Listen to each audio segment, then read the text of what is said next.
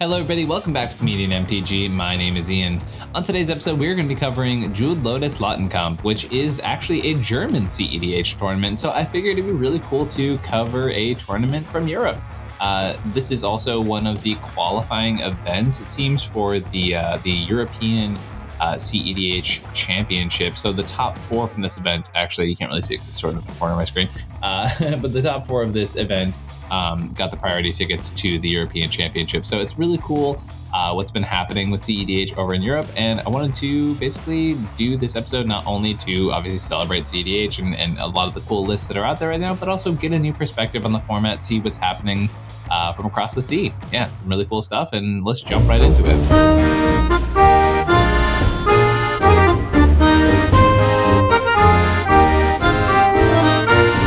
16th place, we have EHerz here with Tymna Kraum Blue Farm Tournament List. This is a pretty standard Tymna Kraum list we have going on here. It's got that kind of 13 creature package that Tymna Kraum is kind of known for nowadays. We've been kind of jokingly referring to the deck as White Roxai nowadays, and it really does sort of fit that mold where, yeah, there are definitely some slower controlling pieces here, but realistically not playing a ton of creatures, playing a lot of engines that sort of get you to that sort of explosive end, like part of the game plan. Obviously are having a classic Thassa's Oracle and Demonic Consultation package as well. So pretty by the book Blue Farm list here, but congrats to our pilots for making the top 16. We have Rush Me 2.0 by some guy from Zalfir. This is a Talian control list here on this top 16. It seems pretty interesting to see the 4-mana Jace, which was, I feel like, a popular option when Talian first sort of hit the scene, but has kind of fallen off since then. So it's kind of cool to see this deck, get back on this option, see, as for those who haven't played enough with Talian, it's a little bit awkward sometimes when you go to put a Thoracle Consult on the stack and then your opponent plays a 2-mana spell when you've named 2 Italian, and then you have to forcefully draw a card, right? So that's kind of why Jace was traditionally played. Let's see if we can get an English version up here, see how I can read it.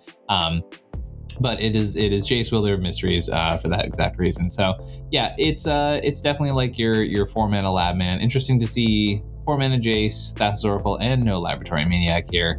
We have Hullbreaker Horror, which is considered one of the primary outlets today's versions of this deck. You can either loop Orcish Bowmasters over and over again, or something much like the One Ring as well. There's obviously the attrition game plan in this deck with things like Bloodchief Ascension to sort of whittle your opponents down. And then obviously as another backup engine, we always have Mnemonic Betrayal here.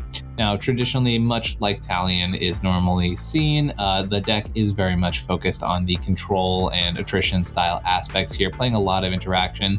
Yahenni's expertise is one I saw in a lot of early versions of Talian, but not in ones that we've been seeing as of late. So kind of cool to see that card back in the saddle. There's definitely a lot of wild control pieces here, things like Pongify, Strix Serenade, Spell Pierce, Sheoldred's Edict. Like, there's a lot of different stuff in here that says, like, hey, I'm trying to pack in every answer I can, and we'll kind of see what happens from there. So pretty standard as far as Talian lists are concerned, but the 4-mana Jace is definitely the more unique part of this build. But, cool to see Talian still out here putting up numbers, having that Rhystic study in the command zone can put in work for sure. We have Maru 93 with a tiny chihuahua called Roxai. Let's do the land check. It's always pretty indicative for Roxai. See if we see something. Okay, so we're looking at the pretty normal 24 land version here. We have both Necropotence and Necro Dominance. It seems like a lot of Roxai pilots have sort of just opted to having both in the lists, and it's been working out pretty well for them. The deck has been doing quite well lately, as you'll definitely notice by a number of these breakdowns and much of the talk that Cal and I have over on the Mind Sculptors podcast. The deck's doing well for sure, to say the least. So definitely good to know that this is a deck you're going to be seeing a lot of, and preparing for the new speed of this deck. Also adding Flare of Duplication just as another sort of free protection piece that this deck definitely didn't need, but it has now. So this deck is fast. It is getting more resilient by the day. Ironically, the NOS curve of this deck is getting worse as time goes on. Right now it's at 1.38, which is like definitely on the higher end of how Roxai has been historically. So it's definitely getting a little bit harder to NOS in this deck, but the other parts of the game plan are definitely getting supplemented pretty aggressively, right? And once again, this Born Final Necro play patterns, which seems to be actually, at least in my experience playing against this deck, the ones that they're definitely leaning towards a little bit more than usual, or at least historically they had been. So kind of interesting there. Git Probe, also a piece that's been sort of eschewed from a lot of Rogside lists for a while, so kind of cool to see that in this version. But yeah, Rogside going fast. It's the deck you've got to be prepared for, and in this mid-range metagame, it is a deck that will definitely sneak in from underneath you. It is the turbo-iest of all turbo decks, and you're going to lose to an early breach line, most likely more than anything else, but, Thoracle Consult in there as well to be able to get you with the other axis as well. And I want to talk about a specific shout out we have on this episode for Beholder Gaming. So they're actually doing a 10K, which is unfortunately on a weekend where I will be attending another event, which I will also be talking about later in this episode. But Beholder Gaming is holding a cEDH 10K at the very end of August, July 27th and 28th at the CCS venue. For those who haven't been to the CCS venue, it has hosted many very lucrative competitive EDH tournaments at this point. It's an awesome venue. It's got like booths in it too, which is basically like there's like basically a flea market in the middle of the venue too. It's like super awesome, and it has plenty of space for a lot of folks. So there's a 10K going on there. Once again, at the end of July, and unless I'm mistaken, it's one of the last large events, because I believe it is going to be a gold event, unless I'm greatly mistaken. But it is one of the last major events before the cutoff for the Top Deck qualifying championship. So if you're trying to get those last minute Top Deck points, this is a really good time to do so. We have Sisay at Latin Comp here. This is a 5-color Sisay classic Planeswalker build. Going through this list, there's definitely some interesting pieces we see here in this build. One of the more unique ones is that we see the 5-mana Teferi Mage of Zhalfir, which we've only ever really seen in the Unrivaled brew that he took to win one of the Modern Masters tournaments way back in last year. Then we also have Sigarda, Font of Blessings, which is definitely one of the more top-end cards. Really good in a Bowmasters focused metagame for sure, at being able to protect your creatures against the things that would, snipe them down, specifically Bowmasters, as I mentioned. So definitely cool to see some of the interesting top-end threats here for this version of the deck. The Planeswalker package, pretty standard. Some people opt for Okos, but this one does not clearly seem to be doing so. And this version is on the Cultist of the Absolute line. The idea being you can go grab Cultist and then activate Sisay, which will then get you the Hada, and then that will have between the color buffs and the buffs on Sisay from the Cultist of the Absolute, you'll be able to go grab a Chromatic Ori, and it makes it very easy basically to just treat those two as a 1-2-3, especially seeing as the Hada refunds 4 of the 5 mana necessary to activate. So basically, as soon as you get Cultist and 1 activation, you've basically won the game. You need Cultist plus 6 mana, right? So that's definitely not that hard. And it's definitely like the fastest Sisay line. It definitely has a lot of downsides in the sense that the Cultist can lead to a lot of blowouts, but this is a card a lot of people are opting to playing in the strategy basically anyways. So it makes sense that a lot of folks are focusing on this line, and obviously Chromatic Ori, a bit of a dud for card quality is concerns, right? This version also on the One Ring. This seems to be a little bit of a heavier colorless version of this deck. The new Strixhaven Rain making an appearance here in Sisay, and Legolas's Quick Reflexes, something that some folks are really high on in the deck and some folks are very low on, myself personally. Only a single Sorcery Speed tutor here and Demonic Tutor. Definitely notice that a decent amount of Sisay lists really are really tight on which one of these like instant sorceries and sorcery speed things that are not specifically legends or pieces that enable the combo they are adding to the deck. So definitely not a lot of space. This is a list, not running Wishclaw Talisman, not running Imperial Seal, which is pretty traditional for Sisay at this point. Imperial Seal is very awkward for the Sisay game plan, but definitely a lot of stuff here to show that this is the Sisay list is much more about playing its threats and using Sisay as the tutor as opposed to having tutors in the 99. We have BigKatuna here with the artist formerly known as Blue Farm. This seems like maybe the artist should still be known as Blue Farm, potentially. This is a pretty interesting Blue Farm list with not too many major adjustments here, but some notable callouts in this version. We have a Reanimate in the 99. That's something that a decent amount of lists are opting into nowadays, just to get a little bit of that extra Graveyard Valley, and Teferi Time Raveler as another way to basically have a Grand Abolisher effect in the 99 of this deck. But apart from that, once again, pretty standard blue farm. We are trying to Mnemonic Trail or Underworld Breach, or just go fast in a number of different ways and get there, while also having the backup plan of being a controlling Tymna deck if things are not going your way. Make sure to check out Tales of Adventure Magic. They are a sponsor here on the channel. They have been absolutely amazing to work with, and I've been hearing such good feedback from everyone who has used the link down in the description below to order on their website. Not only do they have online shopping, but they are basically at every competitive Magic event that I know of that's on a pretty big scale. And you can literally order things online to have picked up at the Tales of Adventure booth when they are at these events. So they're going to be at a lot of major events. Check out Tales of Adventure. They have crazy inventory. They have really good prices. I was actually looking at some old TCG player orders, and I was like, oh, I've been ordering from these guys for years. So come check out TOA Magic. Link down below. Use code Comedian. Check out. Get a little bit off your order. Get some cards for a cheaper price. We have Roxai, 11th Jeweled Lotus, Lawton Comp. We have a Roxai list here. Land check. Let's go. 24 lands. This list looks identical to the other one that we saw earlier. Let's double check that. Okay, so we do have 6 notable differences. Definitely some pretty big ones actually here. So first of all, no Grinding Station, which I'm kind of surprised about in our 11th place list, where Grinding Station I found to be a very effective piece for the archetype. Swansong in this version, where I know a lot of Roxai pots are a little low on this card, which is definitely a bit of a surprise to me. I find Swansong to be an extremely effective piece. There's been sort of a debate in Roxai, like how many wheels do you end up playing? How many card advantage engines do you play? Do you play things like the One Ring, stuff like that? Talon Gates of Madara, definitely a spicy include from the brand new Modern Horizons 3 Commander deck that, I don't think a lot of people were expecting here from this archetype too. So Talon Gates, very cool to see as a new pickup for this archetype. And then Tidal Barracuda, which is one that, when I did my Roxai run, I was thinking about Tidal Barracuda, and I convinced myself not to play it, but it's really cool to see it here.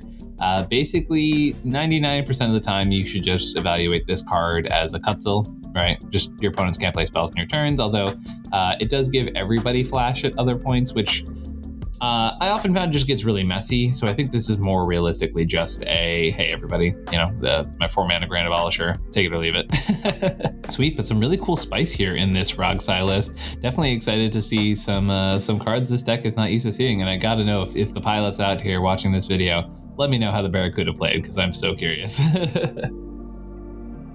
We have Noxtbra here with Carrick list. I'm not going to try and pronounce German. I don't know what they're saying. But we have a pretty standard Carrick list here, as far as my understanding, but I also am not exactly a Carrick expert. Platinum Angel sticks out to me as maybe a card that is not traditionally played in the archetype, he said questioningly. Well, yeah, we have a Carrick list here, which is it is a list that has been struggling a little bit over the past year, and then this last month it's actually been doing some pretty interesting stuff. We got a Sanguine Bond. Wow, that's definitely not a card I traditionally associate with this deck. And yeah, so the full Exquisite Blood Sanguine Bond combo is present in the 99 of this Carrick list. Got 31. Wow, is 31 lands traditional for that deck? That feels so high for such an explosive sort of turbo-y deck. Fascinating. Yeah, this deck's always so cool. As much as Cal likes to dunk on this when we do stuff on the Mind Sculptors, it is a really cool deck. It's a deck that is, if you know how to stop it, it is relatively easy to do so. 90% of the time, it is just don't let them have a Carrick, as bad as it feels to say hey, don't play this game of Commander. Sometimes in cEDH, that's just how it's got to be. And Carrick is unfortunately one of those decks where you just kind of can't let them play the game, and then they're pretty out of it, especially because if you counter it the first time it comes down, then it costs 9 mana, 6 of generic mana, and 3 colorless, or 3 Phyrexian. It adds up, especially because that first time they sort of account for starting at 34, right, minus the initial 6 Phyrexian damage they often take. But when you kind of make them pay an additional 6 on that next cast, it definitely it's a bit of a backbreaker for sure. and Calagan. 91 with Grim Evolution. This is a Thrasios Tago deck? Whoa, that's pretty cool, huh? Okay, we're definitely cooking. This is a list that I can say with confidence is cooking. Now here comes the fun mini game where we try to figure out what the actual competitive advantage of playing Tago is. Now there's things like Tanglewire in here. Obviously, if you are generating a bunch of rocks, Tanglewire is good at tapping those down and not your very relevant game pieces.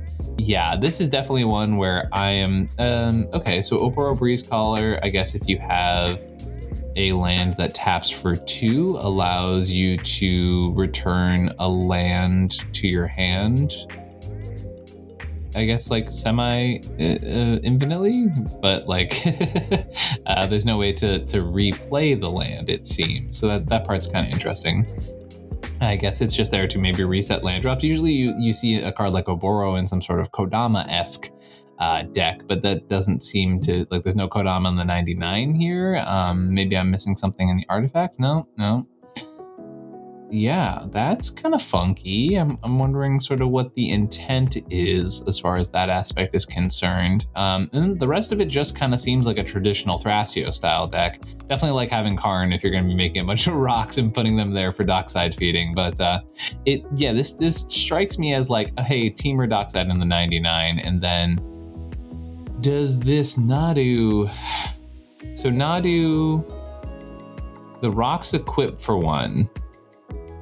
So I guess with Nadu in the 99, Tago does sort of allow you just to have a thing that you can start equipping with Nadu, I guess, which is like definitely a small synergy, but definitely not one that I would consider super duper impressive here. So there's definitely some interesting stuff happening with this deck, and I would definitely be curious if the pilot's out there to illuminate us on some of these more out of the box choices that are in this deck. And definitely cool to see a Tago list there, though, for sure, right? Like this is a pretty sizable German cEDH tournament, so the fact that this very off the wall deck was able to make the top 16 is pretty solid. Timna, Crom, this one's called Beauty and the Beast. Darcy in the 99, kind of cool. Definitely a unique contribution to this archetype, not one you tend to see quite a lot. Snapback, another sort of like very classic older Timnacrom tech piece here. And then the rest of this is basically what we've seen already today. So yeah, Timnacrom doing the Timnacrom thing. There's only so many times you can report on this deck and have something new to say. Obviously, congrats to our pilot, because, you know, the deck doesn't just win the game by itself, but, you know, there's only so much to say when you're breaking down the list, and we've seen it a couple times already. So congrats to our pilot making the top 16 on this guy. This is great. This is Crab, I Like Money Crab by Bank Robber Limo. Well, a confession in a deck name, or I guess a username. This is a Kedis Malcolm list. Another big spicy option here up in the top 16 of this tournament. My first question is, okay, so this is definitely the hack variant meaning playing effects that change creature types so that when artifacts come in, they will ping your opponent. So we have Hedron Detonator, Reckless Fireweaver, and Ingenious Artillerist, all there achieving that goal. Let's see what hacks we do have in the list. We have Trickery Charm, Wings of Velis Veil. Let's see, we have the Maskwood Nexus, of course. The Pyre of Heroes Maskwood Nexus sort of synergy is pretty cute. I like that a lot. We don't seem to have an Arcane adaptation here, which is the enchantment version of that sort of hack effect. We also do have these Curiosity Ophidian Eye combos with Niv Mizzet in the 99. Niv is, I've actually gone on record describing Malcolm Kedis as the best Niv Mizzet deck because it genuinely casts it way easier than any other archetype, and you just start with the mana in the command zone from this deck.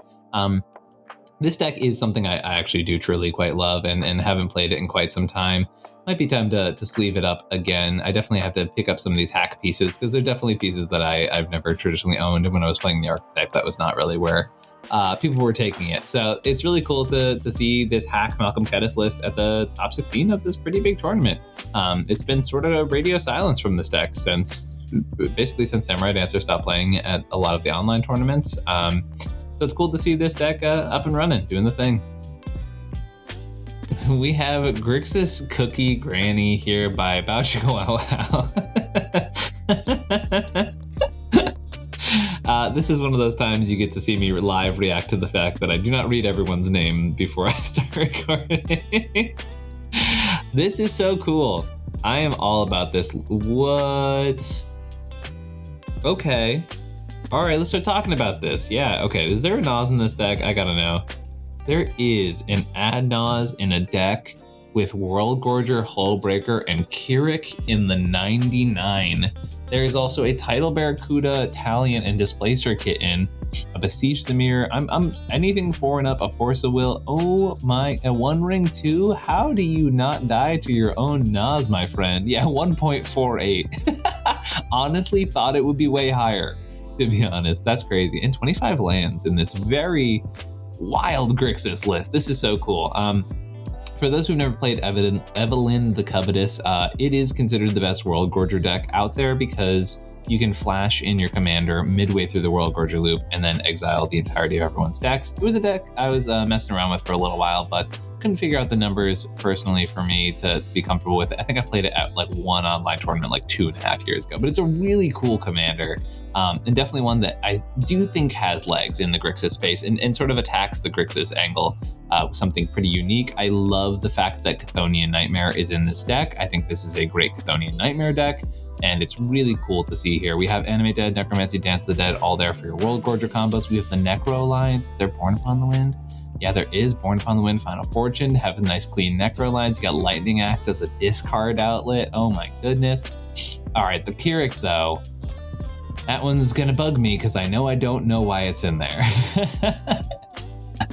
And that's crazy. Is it something with the Lively Dirge combo? Maybe. But even then, you can only play 1 black of Lively Dirge. Yeah, I don't know why Keurig's in there, but it's cool. And I'm so curious. That's the one thing in this deck that's throwing me off. Everything else I can kind of put a name to it. Displacer Kitten's insane and Evelyn. Lore Dracus, for those who've never run into this one, I'm happy to go over that one because it's a bit of a weirdie. Basically, you mutate Lore Dracus onto a dockside, and then if you have a bounce spell in your graveyard, it says whenever you mutate it, return target instant or sorcery from your graveyard to your hand. So if you have a bounce spell, much like Alchemist Retrieval or Chain of Vapor, Snap is the other one. A lot of people play a lot of weird ones when you play this. Basically, what happens is you create a dockside loop where you mutate the bounce spell onto dockside. You use one of those bounce spells to put the mutated dockside, which includes Lord Dracus and dockside, back into your hand. They both go to your hand independently. You play the dockside, mutate the Lord Dracus, pick up the bounce spell. That's a loop, right? So definitely one of the more fragile dockside loops, I will say, as it, it requires you casting an instant over and over and over and over again, which is pretty easy for your opponents to disrupt. On the other hand, the card quality of the loop is pretty high, as Lord Dracus is just a good, regrowth for instant sorceries here, and then, the bounce spells are cards you're going to play anyway, so kind of cool. The Keurig, man, if anyone knows, please.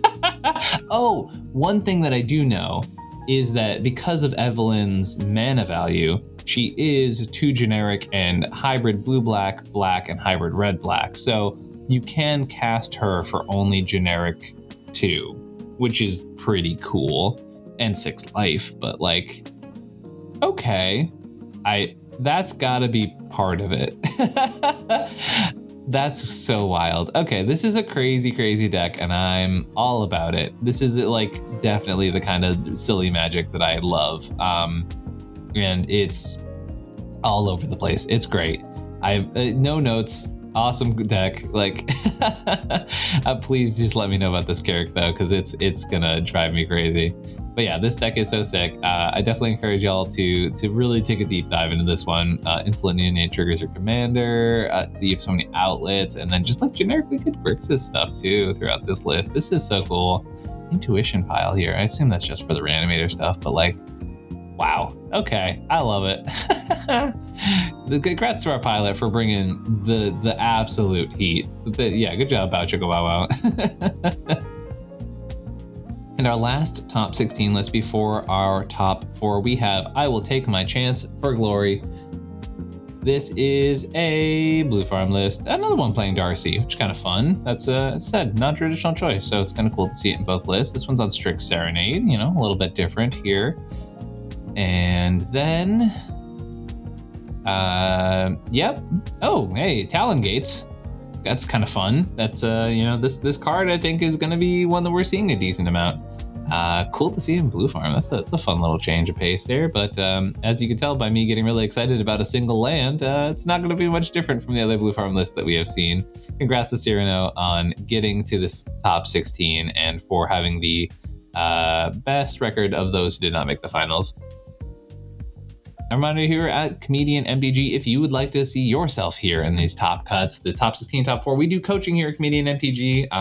I am currently placed on the second on the Eminence leaderboard for performances throughout the year.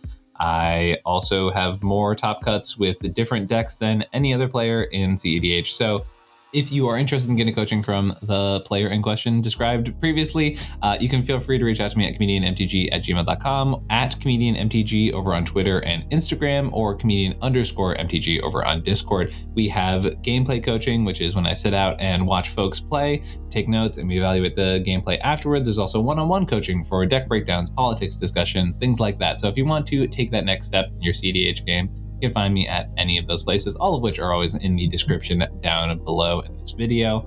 I also just want to take a moment before we jump into the next part to just say thank you all for watching these videos. It's something I love doing every week, and we are starting to have some folks reach out about sponsoring these videos and events and things like that. And it just shows how much this has grown from something that was just a hobby that I did after work to now being, you know, part of my full-time job. So I appreciate each and every one of you out in the audience. I just want to say that before we get into stop 4, say this has been kind of a dream, and I love doing it. And if you're interested in supporting the channel and continuing to sort of keep the lights on, patreon.com/comedianmtg helps out a ton. Or, you know, just once again, find me for coaching. Love helping people out there as well.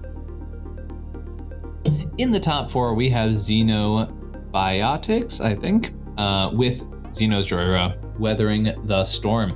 Now, as you can see here in the description, this is also the one that won this exact tournament last year. So a top 4 and a win from this Joyra deck, which is not traditionally seen as a top tier cEDH list. So it is very, very cool to see a pilot consistently doing well with this archetype. And it makes you wonder, you know, what did they figure out about this archetype that other people are struggling with? And it could just be, we got a really cool, good pilot on our hands. So for those who don't know Joyra, 21 lands, that's sick. Okay. Oh man. All right. You know, I will say if our pilot is out there, if Zeno is out there, honestly, if you have the time, jump on the channel, because this is exactly the kind of nonsense I love talking about. This is a 21 land Joyra Storm list. So for those who aren't familiar with Joyra, when you cast a historic spell, you draw a card, right? So each and every one of these artifacts that you see before you, especially the ones that cost 0 mana, those are going to be cantrips, right? And then some of them, even crazily enough, add mana. So this is pure clean artifact storm. You are playing them a bunch. You have Underworld Breach lines, which, you know, huge upgrade for this deck is Underworld Breach. You have Burgi, which helps with a lot of the, you know, Sensei's Divining Top combos. There's also even like a really good future sight coming out in the Assassin's Creed set, which I wonder if it's going to make this list. It's obviously like 4 mana or something like that, but it's kind of also very good for what this deck is trying to do.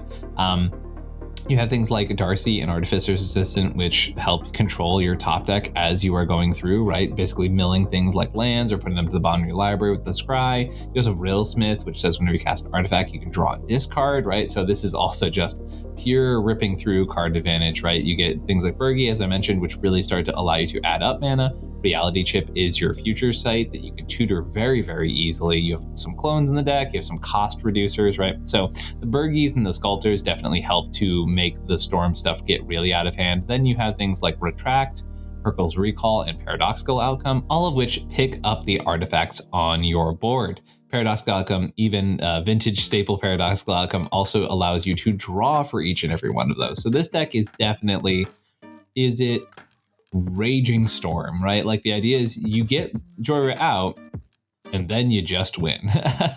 I've seen some pretty competent Joyra pilots over the years, and it's really cool to watch this deck. Also, for those who don't know, the Words of Wind is also a combo because anytime you get a rock that basically can tap for a single mana, you'll be able to play Words of Wind, tap the rock to pay for the Joyra trigger, right? It's also easier, I think, like if it's something like a Soul Ring or something like that, where you can float mana ahead of time, but the basics of it are you play it, you tap it, you generate mana, and then next time you would draw, instead you are asked to pick something up in return. So I guess you need 2 rocks, much like a Hull Rig or Horror style thing, right? To sort of swap in between.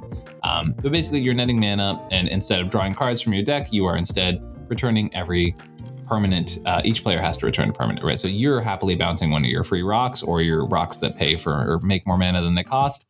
And your opponents are just putting their lands and their creatures and everything else back into their hand, right? And this isn't explicitly a win con, but it also allows you to bounce everything that your opponents could possibly have, and you sort of win from that point, right? If your opponents have no board and can't really do anything, you're also able to recur artifacts over and over and over again, right? So definitely does some pretty busted stuff. This list is also running Dramatic Reversal and Isochron Scepter, I believe. Yep. So just another quick way to sort of convert this raw velocity of card advantage into like, oh, hey, here's an actual infinite mana, and then you can win through, I think, a pretty decent amount of ways. There's the Codex Shredder Mill way, pretty classic there.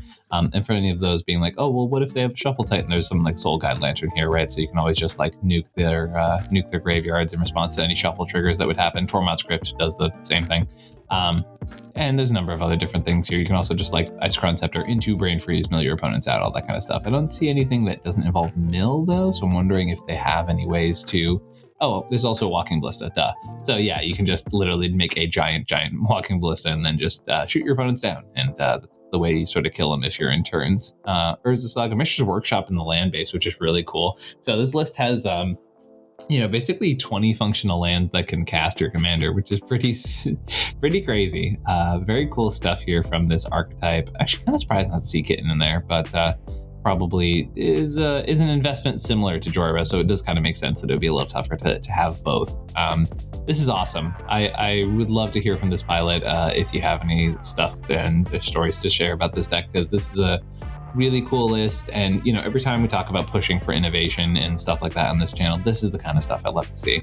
This is a deck not traditionally associated with high performances, but here is a pilot who is taking it, clearly very passionate about it, and is putting it through the ringer and having multiple top performances with it. So congrats to Xenobiotics. Speaking of commanders we haven't seen in a long time and are not considered top contenders, we got Yisan here in 3rd place. This is so cool. I mean, Yisan is a deck that I think Chaos did a top 16 with when he was actually playing one of his tournaments, I think some way through last year. And then before that, I had not heard of this deck doing well in like a year and a half. So congrats to our pilot right away, just for taking a deck that it has been on the struggle bus. It's so cool to see Yisan up here doing the thing yet again. We've got our classic sort of sphere resistance style packages here in this deck, just trying to slow our opponents down and letting the inevitable Yisan train do its thing. I'm wondering, Infectious Bite. I feel like Infectious Bite is one of those cards that is now a win condition, because it's a removal spell, which we love, but also if you can Infectious Bite your opponent's creatures over and over again and then recur it with Eternal Witness, I think that's just a win con, which is very, very funny to me. We also have some crazy stuff here. Nylea's Intervention, I'm so curious about what that does in this deck. Probably has something to do with just being a 2-hand tutor for Gaia's Cradle, I guess. Maybe also for Boseiju as well. Sylvan Scrying basically does the exact same thing without the X part of it. We have Slippery Bogmonder, which as soon as this came out, I remember a lot of Yisan pilots being pretty excited about it, but not many of them officially moving on to this card.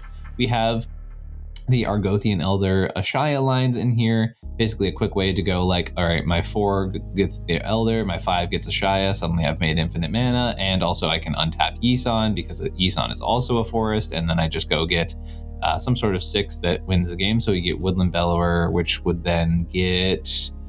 Fauna Shaman. Well, no, it wouldn't have haste. Are any of them specifically an outlet? Oh, Dustwatch Recruiter. There we go. Yeah. I was looking for Dustwatch Recruiter specifically, so glad to see it's here.